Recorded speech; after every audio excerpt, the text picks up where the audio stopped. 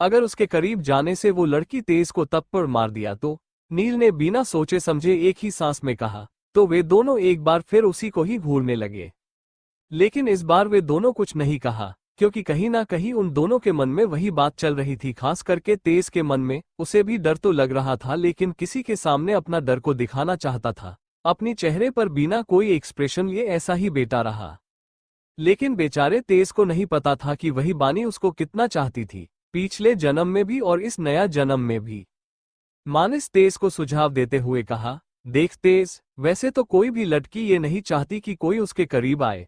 मैं ये नहीं कह रहा कि अभी जाओ, जाकर तुम उसे छू कर देखो। ऐसा करने से बात भी और बिगड़ सकती है, इसलिए बस तुम धीरे धीरे उसके करीब जाओ। वैसे तुम इतने बड़े बिजनेस टाइकून हो, बिजनेस में डील कैसे करनी है ये तुम अच्छी तरह से जानते हो, लेकिन इस बार लड़की का मामला है तो थोड़ा सावधान से करना। जो भी करना है सीधे जाकर उसे जबरदस्ती से अपने करीब मत लाना, ठीक है? वैसे मुझे किसी के करीब जाने की कोई जरूरत नहीं है, मैं ऐसे ही ठीक हूं। अब आप लोग घर जा सकते हो। तेजवीर अपनी जगह से उठते हुए दोनों हाथों को अपने ट्राउजर के जेब में डाल लिया और बिना उन दोनों की ओर देखे ही रूम से बाहर जाते हुए कहा। ये देख वे दोनों एक दूसरे को देखने लगे। दोनों के मन में एक बात चल रही हो, खामका इतना समय बर्बाद कर दिया इस खड़ूस इंसान को सजेशन देने में। दोनों आह भरने की सिवाय और कुछ नहीं कर सकते थे, लेकिन बेचारे दोनों इस बात से अनजान थे कि तेज के दिमाग में कुछ और ही चल रहा है। दूसरी ओर बानी अपनी कमरे में आकर पहले फ्रेश होने बाथरूम में चली गई। जब तक बानी फ्रेश होकर आए तब तक रूपाली, महेश और पिया भी आ गए थे। वे तीनों जब घर आ रहे थे तभी पिया रूपाली और महेश के कान भर दिए थे। उसने बता दिया था कि पार्टी में बानी भी आई हुई थी। जैसे ही महेश ने ये सुना तो वो गुस्से में भर गया था, क्योंकि उसे बानी की ये बदली हुई रवैये से वो थोड़ा बहुत चिंतित दिख रहा था। और आजकल बानी की बदली हुई तेवर से उसे डर भी लग रहा था, कहीं उसका सारा प्लान चौपट हो जाए। बानी के पिछले जन्म में महेश बड़े ही आसानी से सब कुछ हासिल कर लिया था, वो भी कम समय में, जिसे उसे कोई भी परेशानी नहीं उठानी पड़ी थी। प्रॉपर्टी, उसका दिल, उसकी जान। लेकिन इस जन्म में महेश को बहुत ही महंगा पड़ने वाला था शायद। क्या ये एहसास महेश को होने लगा था या फिर नहीं, ये तो वक्त के साथ ही पता चलने वाला था। अगले दिन जब सब लोग डाइनिंग टेबल पर नाश्ता करने बैठे हुए थे तभी बानी भी आकर नाश्ता करने बैठ गई। उसे ऐसे बैठे देख पिया अपनी माँ को देखते हुए बोली, मॉम आपको नहीं लगता कि आप लोग आजकल नौकरों को सिर पर बिठा के रखा है? पिया की बातें सुन बानी बहुत अच्छी तरह से जानती थी कि ये ताना उसी को ही दे रही है, लेकिन उसने कुछ नहीं कहा, बस चुपचाप वही बैठी रही। उसको ये भी पता था कि पिया की बातों पर महेश और रूपाली दोनों ही कुछ नहीं कहने वाले हैं, क्योंकि बानी की पिछले जीवन में भी ठीक ऐसा ही हुआ था। पिया उसे बहुत बुरा भला कहती थी, लेकिन रूपाली हो या महेश दोनों में से कोई कुछ नहीं कहता था। तभी उसे याद आता है कि ठीक 1 साल बाद महेश का रवैया उसके लिए बदल गया था। अपने बीवी और बेटी के साथ मिलकर बहुत ज्यादा ही सताया था, कभी प्रॉपर्टी को लेकर तो कभी निम्मी की इलाज के लिए, ताकि वो निम्मी को ब्लड देती रहे। बानी ये भी जानती थी कि पिछले जीवन में महेश को अपनी छोटी बेटी को बचाने के लिए कई सारे रास्ते थे। निम्मी के लिए दूसरा हॉट डोनेट मिल सकता था, लेकिन महेश ने नहीं लिया, ताकि हॉट डोनेट उसे फ्री में मिल सके। और बेस्ट ऑप्शन तो बानी ही थी, बिना ज्यादा खर्च किए आराम से अपनी छोटी बेटी निम्मी को बचा सके। और हुआ भी ऐसा था, फ्री में हॉट मिल गया था निम्मी को बानी का। लेकिन इस बार वो ऐसा कुछ होने नहीं देने वाली थी। इन सब सोचते हुए वो अपनी नाश्ता करने के लिए प्लेट में नाश्ता परोसने वाली थी कि तभी उसकी कानों में महेश की आवाज पड़ी, जिसे उसका हाथ वहीं हवा में रुक गया। और सोचने लगी कि अब महेश क्या कहने वाला है, उसे आगे कहने का इंतजार करने लगी। महेश ने कहा, बानी तुम कल सिंह परिवार के पार्टी में आई थी? ये सुन बानी बिना डरे बिना कोई एक्सप्रेशन के बड़े ही आराम से बोली, हाँ। और तुम वहां क्यों आई थी? महेश बड़े ही ध्यान से बानी को देखते हुए पूछा, लेकिन बानी इसका जवाब दे पाती उससे पहले ही पिया बोल पड़ी, अरे डैड, इसे कौन इनवाइट करेगा इस गंवार को? यही सबसे छुपके छुपाते हमारे पीछे पीछे आ गई है। और वैसे भी ये महारानी तो इतनी बड़ी इंसान तो थी ही नहीं जो खुद आगे से चलकर सिंह परिवार उसे इनवाइट करे। और वैसे भी अपने देखा नहीं और भी बड़े बड़े लोग उस पार्टी में आ नहीं पाए थे, क्योंकि उन लोगों को इनविटेशन नहीं मिला था। रूपाली अपनी बेटी की बातों को सही ठहराते हुए हाँ में हाँ मिला दी। महेश को भी यही सही लगा, जिसे बिना सोचे समझे बानी पर भड़क गया। अपनी आवाज में जोर लाते हुए कहा, घटिया लटकी, तुम्हारी हिम्मत कैसे हुई सबके सामने बेइज्जती करने? तुम्हें इतने सालों से पाल पोस कर इतना बड़ा किया, क्या तुम हमें यही सिला दे रही हो? एहसान फरामोश। बानी को ये सब सुनकर उसे बहुत ही बुरा लग रहा था, साथ ही गुस्सा भी। लेकिन अगले ही पल अपने गुस्से को कंट्रोल कर लेती है, क्योंकि उसे बेवजह तमाशा नहीं करना चाहती थी। दूर दूसरी अगर गुस्से में कुछ करती तो उसकी पौव का शक हो जाता, ये होने देना नहीं चाहती थी, क्योंकि उसे पुनर्जन्म मिलने से पहले ही भगवान महादेव ने कहा था कि अपनी शक्तियों को किसी के सामने जाहिर मत होने देना, और जितना बन पड़े उतना गरीब को मदद करना। गुस्से में कर अपनी ताकत का गलत इस्तेमाल नहीं करना चाहिए, वैसे कुत्ते तो भौंकते रहते हैं। ये सब सोचकर बानी चुपचाप बिना नाश्ता करे ही वहीं बैठी रही। उसको ऐसे चुपचाप बैठा देख महेश का गुस्सा 7वें आसमान में पहुंच गया, लेकिन वो कुछ कह पाता तभी पिया की फोन बजने लगी, जिसे रूपाली और महेश दोनों ही उसके ओर देखने लगे। वहीं पिया जल्दी से अपना फोन उठाकर बात करने लगी। कुछ सेकंड्स बात करने के बाद फोन काट दिया। अपने पेरेंट्स की ओर देखते हुए बोली, मॉम डैड आज मेरी फ्रेंड की बर्थडे है, सो आज उसने एक पार्टी में रखी है, मिलन बार रेस्टोरेंट में आज मैं पार्टी के जाना होगा।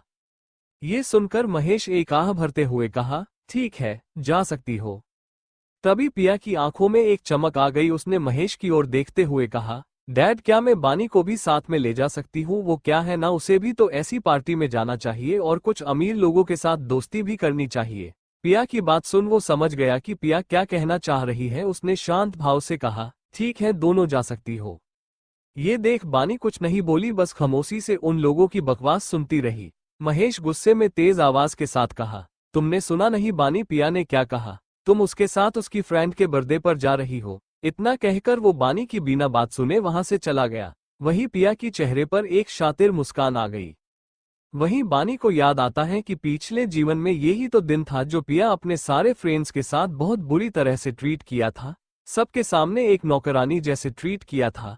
आखिरी में उसके साथ ऐसा कुछ हो गया था जो बानी को पूरी तरह से तोड़कर रख दिया था, लेकिन वो पता नहीं लगा पाई थी कि उसके साथ वो सब कैसे, क्यों और कौन किया था। वो इतनी मासूम और शांत स्वभाव लड़की थी कि उसके दिमाग में एक बार भी ये ख्याल नहीं आया कि उसके बारे में पता कर पाती। ऊपर से पिया भी उसे बहुत ज्यादा डरा भी दिया था।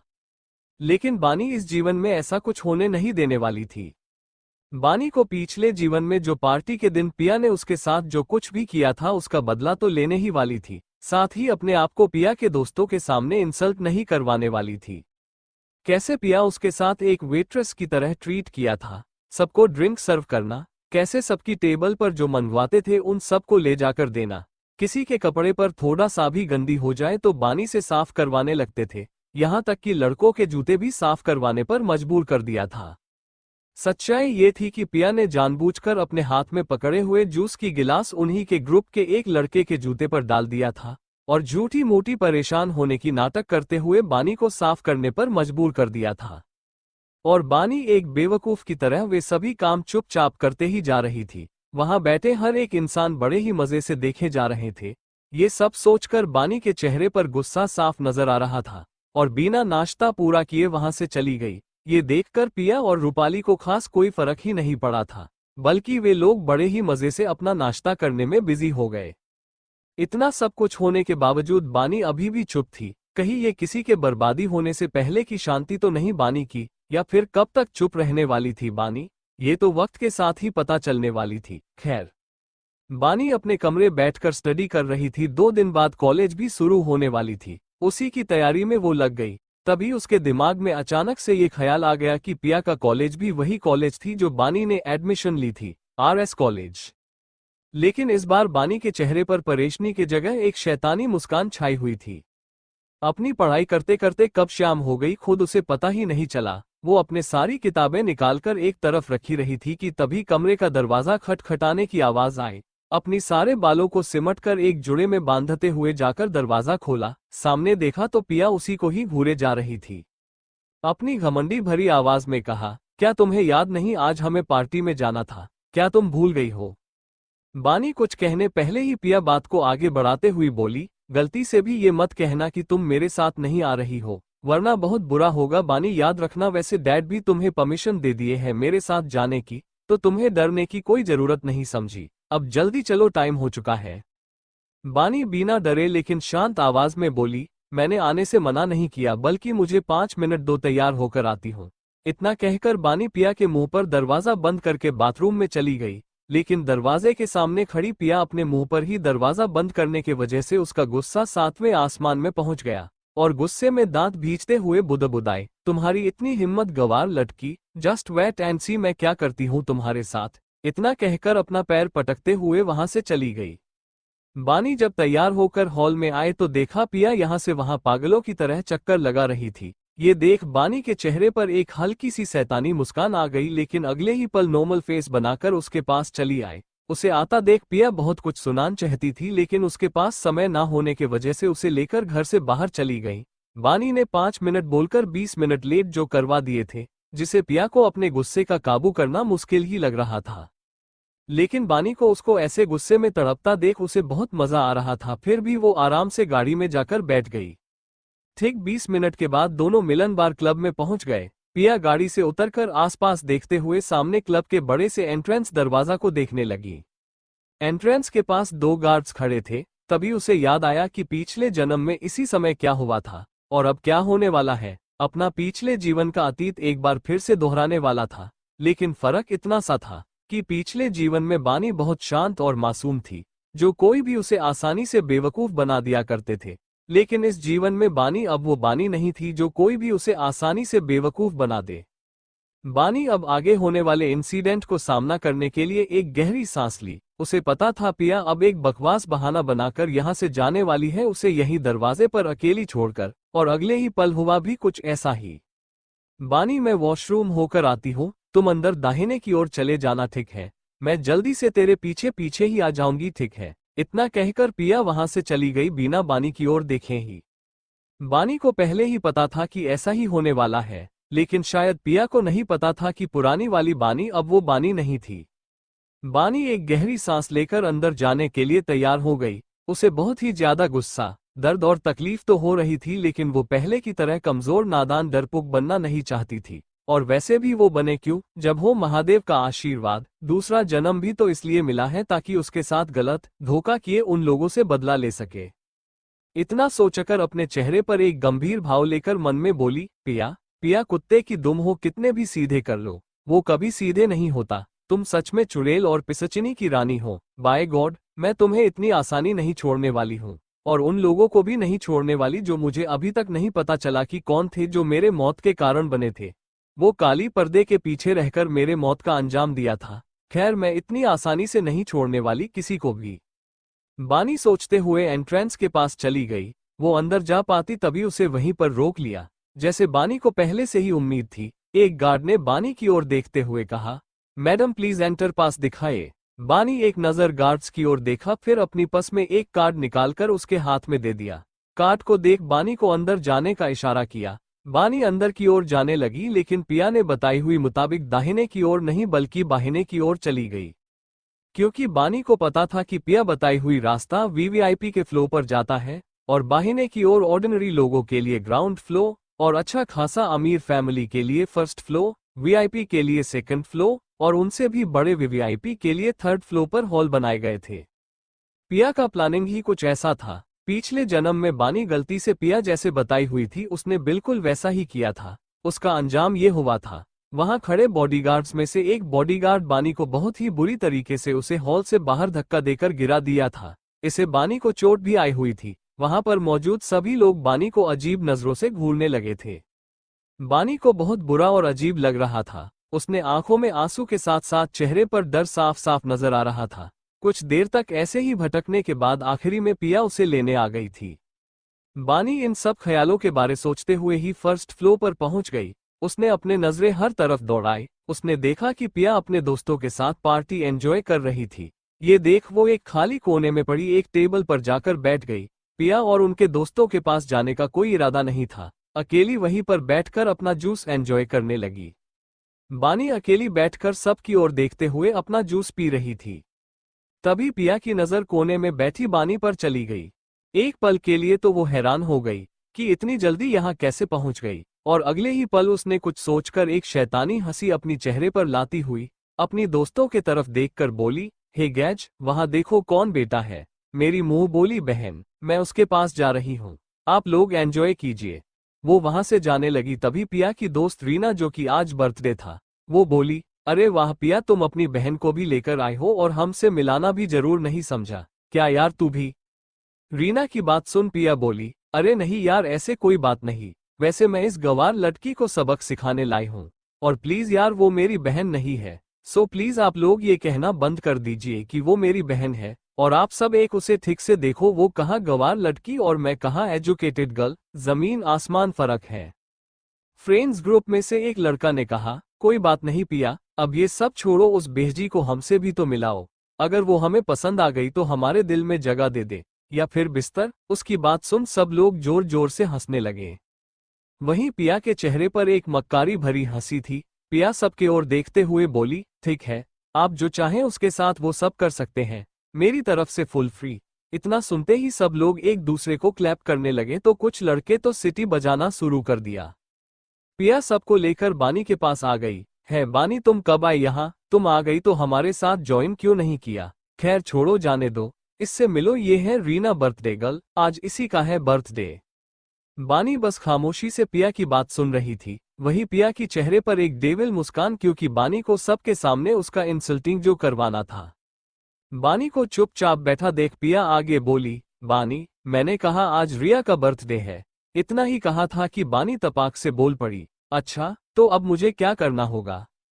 ये सुन पिया की सारे फ्रेंड्स एक दूसरे को देखने लगे। वहीं पिया मन ही मन में बहुत ज्यादा खुश हो रही थी, क्योंकि गवार बानी कभी भी रीना को बर्थडे विश नहीं करने वाली थी, वो भी इंग्लिश में, और रही हिंदी में विश करने की तो ये देख सब उसका मजाक उड़ाकर हंसेंगे। अपने ख्याल पुलाव में खुशी को एंजॉय कर रही पिया बानी से बोली, बानी तुझे कितनी बार बताया है कि किसी का बर्थडे है तो उनको विश करना चाहिए, इतना भी दिमाग में नहीं है क्या तुम्हारी? गवार कही की आखिरी लाइन बहुत ही धीमी मगर मजाक उड़ाते हुए पिया ने कहा था। बाकी सब तो बड़े ही एंजॉय करते हुए पिया की बातें सुन रहे थे। बानी ने देखा कि पिया उसकी इंसल्टिंग करने में तुली है। उसने पहले एक नजर पिया को और एक नजर बाकी सब पर डाली, फिर एक गहरी सांस लेकर बोली, मम on your birthday Reena, I want you to know that means so much to me. I am sending you my best wishes and I wish you have in your awesome birthday. Wish you a very happy birthday Reena. वैसे रीना बानी की friend तो थी ही नहीं, ऊपर से रीना के लिए कड़वाहट पहले से ही उसके मन में तो था, लेकिन वो किसी के सामने जाहिर होने देना नहीं चाहती थी, क्योंकि बानी के मन में कड़वाहट तो पिछले जन्म के वजह से था। रीना भी पिया के साथ मिलकर बहुत तंग किया था, लेकिन इस जन्म में रीना और बानी की मुलाकात ये पहली मुलाकात थी, जिस वजह से फिलहाल के लिए वो चुप थी। वहीं जैसे ही सभी लोग बानी के मुंह से इतने अच्छे इंग्लिश में बर्थडे विश करता देख सब हैरान थे। पिया ने पहले से ही अपने दोस्तों को बताया था कि बानी एक गंवार लड़की है, लेकिन एक गंवार लड़की इतनी अच्छी और फ्लुएंट इंग्लिश में नहीं बोल सकती थी। सब तो हैरान तो थे, लेकिन सबसे ज्यादा हैरान तो पिया थी। वो तो भूत बनकर एक ही जगह पर खड़ी थी, उसके मुंह से एक भी शब्द ही नहीं निकल रहा था। मन में पागलों की तरह बुदबुदाने लगी, नहीं ऐसा नहीं हो सकता, उसे कैसे पता कि कैसे बर्थडे के दिन पर विश करना चाहिए? ये सोचते वक्त उसके आंखों में गुस्सा जलन साफ नजर आ रहा था। सब लोग ये भी नोटिस किया था कि बानी विश तो की है, लेकिन बेमन से, उसमें खुशी कहीं नहीं झलक रही थी, मानो नाराज होकर विश कर रही हो। रीना बानी की विश सुनकर सिर हिलाकर कहा, थैंक यू बानी। रीना ने देखा कि पिया चुपचाप खड़ी है, उसने पिया को हिलाते हुए धीमी आवाज में कहा, पिया क्या हुआ, तुम ऐसे क्यों खड़ी हो? रीना की बात सुनकर पिया रिएक्ट करना शुरू किया और अपने गुस्से को कंट्रोल करते हुए बोली, अच्छा चलो गैच पार्टी एंजॉय करते हैं। रीना बानी से कहा, बानी तुम भी चलो, हमारे साथ पार्टी एंजॉय करते हैं, यहाँ अकेली बैठकर क्या करोगी? पहले बानी मना करने ही वाली थी कि जल्दी से रीना उसका हाथ पकड़ लिया और बड़े ही नर्म आवाज में कहा, प्लीज चलो। उन लोगों के साथ जाने के अलावा बानी कर भी तो क्या सकती थी, चुपचाप उनके साथ चली गई। सभी लोग एंजॉय करने में बिजी थे। बीच बीच में कोई ना कोई आकर बानी को ड्रिंक ऑफर करता, लेकिन बानी ड्रिंक लेने से मना कर देती थी। उसे ड्रिंक की आदत तो थी ही नहीं, और ऊपर से एक ड्रिंक के वजह से ही उसके पिछले जीवन में उसकी लाइफ ही कर दी थी, जिस वजह से वो किसी भी हालत में ड्रिंक तो नहीं करने वाली थी। ग्रुप में से एक लड़का जिनका नाम अखिल था, उसने बानी के पास जाकर ड्रिंक को ऑफर करते हुए कहा। बानी ने जब अखिल को देखा तो उसके चेहरे पर गुस्सा साफ नजर आने लगा और मन में ही गुस्से में कहने लगी, लगता है ये घटिया लड़का इस जन्म में भी मेरा पीछा नहीं छोड़ने वाला है, कमीना कहीं का। बानी बानी मिस बानी। अखिल की आवाज सुन बानी रिएक्ट करते हुए बोली, हाँ बोलो। हाँ बोलो। बानी ने कुछ इस तरह कही थी कि अखिल को सुनने में कुछ अजीब लगा, मानो बानी उसे मजाक उड़ा रही हो। फिर भी अखिल शांत से बैठा रहा। एक बार फिर अखिल ड्रिंक ऑफर करते कहा, बानी मेरे साथ एक तो ड्रिंक लो, ये शराब नहीं है यार, रेड चेरी की वैन है, बहुत ही टेस्टी है और नशा भी नहीं होगा, ट्रस्ट मी। उसकी बात पर बानी उसकी ओर बिना देखी ही बोली, थैंक यू लेकिन मुझे पसंद नहीं है, ना ही अल्कोहल और ना ही वैन, चाहे जितना भी अच्छे क्यों ना हो मैं नहीं पी थी। उसकी बात सुनकर अखिल को थोड़ा इंसल्टिंग फील हुआ, लेकिन वो इतनी जल्दबाजी में आकर कोई गलत नहीं कर सकता था। वो बड़े ही आराम से कहा, ठीक है यार, मैं अपने दोस्त के इसे ज्यादा जबरदस्ती नहीं कर सकता। मैं तुम्हारी दोस्त नहीं हूं। बानी तपाक से बोल पड़ी। अब अखिल को अंदर ही अंदर बहुत तेज गुस्सा आने लगा। अच्छा चलो ठीक है, हम दोस्त नहीं है, लेकिन अब तो हम दोस्त तो बने ही सकते हैं ना। और वैसे भी आपको ड्रिंक पीने में कोई इंटरेस्ट नहीं है तो फिर खुद तुम ही कोई भी कोल्ड ड्रिंक मंगवा लो मेरे साथ ज्वाइन करने के लिए। आखिर अपने आप को कंट्रोल करते हुए कहा। तो बानी उसकी बातें सुनने में कोई इंटरेस्ट नहीं था, अब वो भी अखिल से तंग आ चुकी थी। उसका पीछा छुड़ाने के लिए बानी वहां से जाते हुए एक वेटर को बुलाकर उसे एक जूस की ग्लास ले ली। जूस भी ऑरेंज जूस था जो बानी जल्दी से उसे ले ली थी। थैंक यू मिस बानी, मेरे बात को इतना रिस्पेक्ट देने के लिए। अखिल अपना एक ग्लास थोड़ा ऊपर उठाते हुए कहा। उसकी बात सुनकर बानी बहुत ही बुरी तरह से मुंह बना ली थी और बिना उससे कोई बात किए ही अपना ड्रिंक को पीने लगी। बानी अपना ड्रिंक आराम से बैठकर पी रही थी। अखिल बीच बीच में उसे ही देखे जा रहा था। उसका देखने का अंदाज थोड़ा अजीब था जिसे बानी थोड़ा असहज हो रही थी। बानी को तो मन ही मन गुस्सा तो आ रहा था, फिर भी अखिल की ओर बिना ध्यान दिए ही बैठी रही। तभी अचानक से उसको कुछ अजीब लगा, मानो धीरे धीरे अपनी ताकत खो रही हो। फिर भी वो किसी के सामने जाहिर होने नहीं दी कि उसकी तबीयत खराब हुई है। अचानक से उठ खड़ी हुई और अखिल को एक्सक्यूज कहकर वहां से वॉशरूम की ओर चली गई। वॉशरूम की ओर जाते जाते यही सोचने लगी कि मैंने तो किसी के हाथों से ड्रिंक नहीं ली और नहीं मुझे किसी ने दिया था। मैं खुद अपनी मर्जी से जूस का ग्लास उठाई थी ताकि सेफ रहूं। फिर भी ये कैसे, एक ऑरेंज जूस में नशा होने वाली कोई भी ड्रग्स आ सकता है। सोचते हुए बानी वॉशरूम में पहुंच गई। पहले जाकर अपना मुंह धोने लगी। एक बार नहीं, दो बार नहीं, बार बार धोने लगी। आंखों पर ठंडा पानी से धोने लगी, फिर भी कोई फायदा नहीं हुआ। अब जैसे जैसे समय बीता जा रहा था वैसे वैसे बानी को और भी ज्यादा तकलीफ होने लगी। तभी उसके दिमाग में घर जाने का ख्याल आया। जल्दी से अपनी लड़खड़ाते पैरों से आगे बढ़ने लगी। कुछ ही दूरी चली होगी, तभी उसके सामने तीन लड़के आकर रुके। उन्हें देख बानी कुछ पल के लिए डर गई। उसे आगे जाने की हिम्मत तो नहीं हो रही थी, साथ ही अब उसका हालत उसका साथ नहीं दे रहा था। बानी ने देखा सामने खड़ा वे तीनों लोग और कोई नहीं बल्कि पिया के दोस्त अखिल, दिशांत और सचिन ही खड़े थे। बानी समझ गई कि पिया उसको एक बार फिर से फंसा दिया है। अब उसके मन में पिया के लिए और भी ज्यादा कड़वाहट भर गई। वो दूसरे रास्ते से जाने के लिए मुड़ी ही थी कि तभी पीछे से किसी ने उसके सिर पर वार कर दिया। बिल्कुल वैसा ही जैसा पिछले जन्म में मरने से पहले पहाड़ी पर पिया से मिलने गई थी। तभी तो पहला वार पीछे से ऋषभ ने किया था। क्या आज इतिहास एक बार फिर वही दोहरा रहा था? पिछले जीवन में मैंने सबके साथ अच्छे से बर्ताव किया था, तभी मुझे मौत की सजा मिली। और इस दोबारा जिंदगी में मैं ज्यादा किसी से बात तक नहीं कर रही हूँ। कितनी सावधानी बरत रही हूँ, फिर भी मुझे धोखे से मारा जा रहा है। बानी की दिमाग में और आंखों के सामने पिछले जीवन का एक बार फिर फिल्म की तरह चलने लगा। नहीं, मैं इस बार मेरे साथ कुछ गलत होने नहीं दूंगी। इतना सोचकर बानी पीछे मुड़कर देखा तो उसकी उम्मीद के हिसाब से पिया ही खड़ी थी। बानी को तो पहले से ही पता था, क्योंकि पिछले जीवन में तो यही हुआ था। लेकिन बानी ने बहुत ही सावधानी बरती थी कि पिया की चाल से बच पाए, और हुआ भी बिल्कुल ऐसा ही था। लेकिन आखिर में इस साजिश में कैसे फंस गई ये उसे समझ नहीं आ रहा था, और नहीं सोचने समझने की हालत में अब वो थी। वैसे उसके पास दो शक्तियां तो थी, एक माइंड पावर और दूसरा हैंड पावर यानी हाथों की शक्तियां। इसका मतलब ये नहीं कि उसे फाइटिंग आती है, नहीं, बिल्कुल भी नहीं। बानी को फाइटिंग नहीं आती थी। अगर उसका हैंड पावर से अपने आप को बचाना है तो उसके लिए मन और आंखों की एकाग्रता होना जरूरी था। लेकिन इस वक्त बानी पूरी नशे की हालत में, साथ ही सिर पर चोट लगने की वजह से अपने आप को एकाग्रता करना नामुमकिन हो रहा था। रही बात माइंड पावर की, तो जो भी पढ़ना या याद करना बस एक सेकंड ही काफी था, उसके दिमाग में फीट हो जाती थी। साथ ही कुछ हद तक सिक्स सेंस का काम भी करता था। लेकिन बानी की गलती ये थी कि उसने कभी भी अपनी पावर को ज्यादा यूज नहीं किया था, जिस वजह से उसे अब अपनी पावर को यूज करने में दिक्कत हो रही थी। लेकिन आज बानी को एक बात समझ आ गया था कि आज उसी की लापरवाही से ही ये सब हो रहा था। बानी इतने नशे में होने के बावजूद अपने आप को डांट लगाए जा रही थी। सच में मैं बहुत बड़ी बेवकूफ और गधी हूँ। बानी अपना सिर पकड़कर लड़खड़ाते हुए पीछे की ओर जाने लगी। तभी सचिन पीछे से आकर उसको पकड़ लिया। पिया, आखिल, दिशांत एक और लड़की जो पिया के बगल में खड़े होकर बानी को देखे जा रही थी। बानी उस लड़की को देखकर समझ गई कि वो लड़की और कोई नहीं बल्कि पिया की बेस्ट फ्रेंड माया ही थी। बानी सचिन के हाथों से छूटने की कोशिश करने लगी। तभी पिया बानी की बाल को कसकर पकड़ लिया और बेरहमी से उसे घिसटते हुए तीसरी मंजिल की आखिरी रूम में लेकर चली गई। बानी को याद आया कि पिछले जीवन में दिशांत उसे कंधे पर उठाकर ले गया था, लेकिन इस जीवन में पिया उसे घिसट कर ले जा रही थी। दिशांत, आखिल, माया और सचिन अमीर घर के बिगड़े हुए बच्चे थे, साथ ही पिया की अच्छे दोस्त भी थे। बानी को अब दर्द को और ज्यादा बर्दाश्त करना मुश्किल हो रहा था। ऊपर से सिर में दर्द। पिया बिना देरी किए ही बानी को बेड पर धकेल दिया और बिना देरी किए ही माया के तरफ एक हाथ बढ़ाई। माया भी समझ गई, जल्दी से टेबल से एक वाइन बोतल को लेकर आ गई और पिया के हाथ में बिना देरी किए पिया को दे दिया। पिया दांत भींचते हुए बानी के मुंह में सारा वाइन डाल दिए।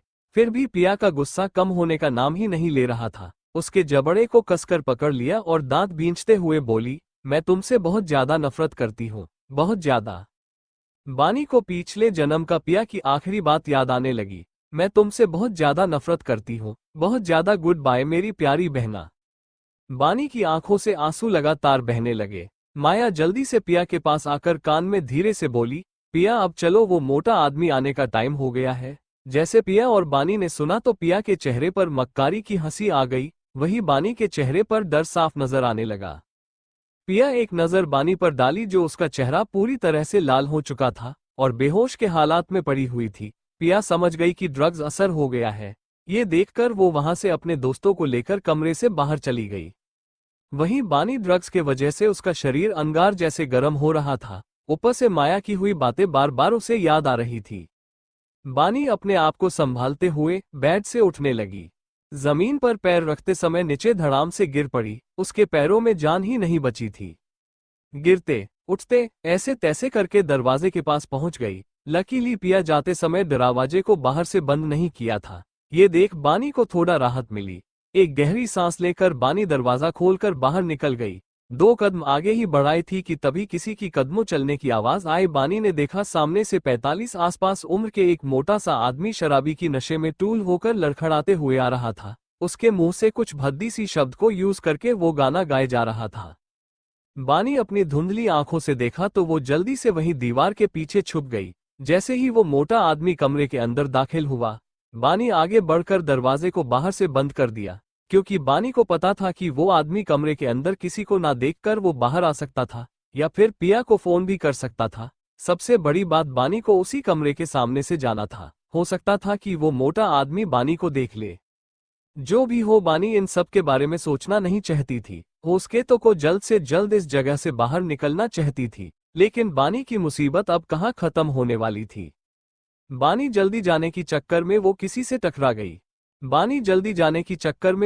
टकरा गई। उसने बिना दिखे ही सॉरी बोलकर वहां से निकल गई। वो आदमी जो बानी टकराने के वजह से वो थोड़ा आगे की ओर लड़खड़ाया था, वो पीछे मुड़कर देखा तो बानी को जाते हुए देख पा रहा था। बानी अपनी धुंधली आंखों से बहुत ही मुश्किल से आगे बढ़ते ही जा रही थी कि तभी उसकी मुसीबत सामने से आते हुए दिखाई दिए। सामने से दिशांत, सचिन और अखिल को आता देख वो और भी ज्यादा डर गई। वो कुछ रिएक्ट कर पाती या वे तीनों बानी को देख पाते, तभी किसी ने बानी को अपनी ओर कमरे के अंदर खींच लिया। अब बानी उस आदमी को देख पाती, पूरे कमरे में अंधेरे होने के वजह से वो नहीं देख पा रही थी। ऊपर से उसकी आंखें बंद होती जा रही थी। वो आदमी खिड़की से आ रही चांद की रोशनी से बानी को एकटक देखे जा रहा था और ये भी देख पा रहा था कि बानी की आंखों में आंसू की धारा बह रही है। अंधेरे होने की वजह से उसका चेहरा दिखाई नहीं दे रहा था। बानी इतनी दर्द से छटपटा रही थी कि अब उस आदमी को बानी की ऐसी हालत देखा नहीं जा रहा था। वो थोड़ा आगे झुका तो चांद की रोशनी में उसका हैंडसम खूबसूरत चेहरा सामने आया। वो आदमी और कोई नहीं बल्कि तेजवीर ही था। इतने देर तक बानी उसके बाहों में होने के बावजूद तेज को कोई भी रिएक्शन एलर्जी नहीं होता देख उसे पक्का यकीन हो गया कि बानी ही वो एक लौती लड़की है जो उसकी जिंदगी को हसीन और खुशी के रंगों से भर सकती है। तेज की मन में बानी के लिए फीलिंग्स जागने लगी। एक टक बानी को ही देखे जा रहा था। सच में बानी बहुत ज्यादा खूबसूरत थी। बेदाग चेहरा, दूध जैसा सफेद चेहरा, माथे पर हल्की सी छोटी सी काली बिंदी, गुलाबी होठ, कोई मेकअप नहीं, सादगी में भी इतनी खूबसूरत। सच में ये कोई अप्सरा की देवी थी। आज पहली बार तेजवीर अपनी जिंदगी में किसी लड़की को इतनी करीब से देख रहा था। तभी बानी अपने आप को कंट्रोल ना करने के वजह से सारे कपड़े उतारने लगी। उसकी शरीर पूरे पसीनों से भीगी हुई थी। उसकी होठ पूरी तरह से लाल हो चुकी थी। साथ ही दर्द से वो इतनी कांप रही थी कि बार बार बानी अपनी होठों को दांतों से काटे जा रही थी। तेज उसे ऐसे करते हुए देखे जा रहा था। वो अच्छी तरह से समझ गया था कि बानी को हाई डोज मात्रा में ड्रग्स दे दिया गया है। तेज उसे बाथरूम में ले जाकर सोवा के नीचे विखड़ा करना चाहता था, लेकिन बानी बहुत ज्यादा चटपटाने की वजह से उसे समझ नहीं आ रहा था करे तो करे क्या। लड़कियों से हजारों कोसों दूर रहने वाला आदमी अचानक से उसके गोद में एक लड़की आ जाए तो रिएक्ट कैसे करता। बानी को बाथरूम में ले जाने के लिए अपनी गोद में उठाने ही वाला था कि तभी अचानक उसके होठों पर सॉफ्ट होठ होने का एहसास हुआ। बानी तेज को पागलों की तरह चूमे जा रही थी, फिर भी वो अपने आप को शांत नहीं कर पा रही थी। उसको इतना दर्द में तड़पता देख तेजवीर बिना देरी किए बानी की साथ देने लगा। दोनों की किस इस तरह डीप होती जा रही थी कि दोनों ही कितने बरसों से इन्हीं किस के लिए तरस रहे हो। बानी को तो होश तो नहीं था, लेकिन तेज होश होकर भी होश खो चुका था। आज पहली बार वो किसी लड़की को छू रहा था। आज उसे यकीन हो गया कि ये कोई सपना नहीं है बल्कि हकीकत है। कुछ ही पलों में दोनों के कपड़े नीचे जमीन पर बिखरे पड़े हुए थे। तेज पूरी तरह से बानी में समा चुका था। आज बानी को पूरी तरह से अपना बना चुका था। अगली सुबह जब बानी की आंखें खुली तो कल रात जो कुछ भी पिया ने किया था वो सब याद आने लगी। जैसे ही बानी को याद आया कि पिया कैसे उसे धोखा दिया है, उसके चेहरे पर नफरत की भाव उमड़ कर आ गई। अगले ही पल उसने अपने आसपास का नजारा देखा तो ये कोई वीवीआईपी लग्जरीज कमरा दिख रहा था। उसे ये भी एहसास हुआ कि उसकी बॉडी पर एक भी कपड़ा नहीं है। उसके आंखों से पानी झरझर बहने लगे। अपने आप को दांत बींचते हुए बोली, ये सब तुम्हारे वजह से हुआ है मिस पिया। कसम खाके कहती हूँ तुझे इसी जिंदगी में नरक का दर्शन नहीं करवाई ना। कसम से, मेरा नाम बानी नहीं। इतना कहकर वॉशरूम में जल्दी से चली गई। इस समय दिन का 11:00 बज रहे थे। तेजवीर पहले से ही निकल चुका था, इसलिए बानी अभी तक उसे पता ही नहीं चला था कि रात में उसके साथ बिताने वाला इंसान कौन था।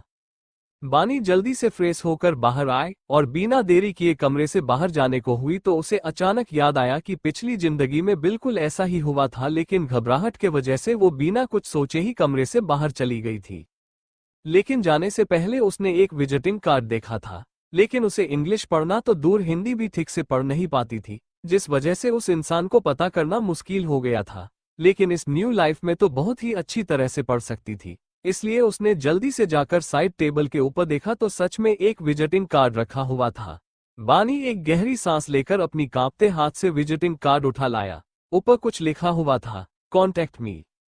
ये पढ़कर कार्ड को टर्न किया तो बानी के सिर पर एक बिजली कड़क उठी। उसे यकीन ही नहीं हो रहा था कि क्या ये सच है। उस कार्ड के ऊपर TS international group of company का नाम लिखा हुआ था और नीचे कॉन्टैक्ट नंबर। जैसे ही बानी के आंखों के सामने ये नाम आया वो वही बेड पर धड़ाम से बैठ गई। उसकी आंखों से आंसू रुकने का नाम ही नहीं ले रही थी, लेकिन ये बताना मुश्किल था कि वो आंसू खुशी का था या फिर दुख और दर्द का था। ये बस वही जानती थी।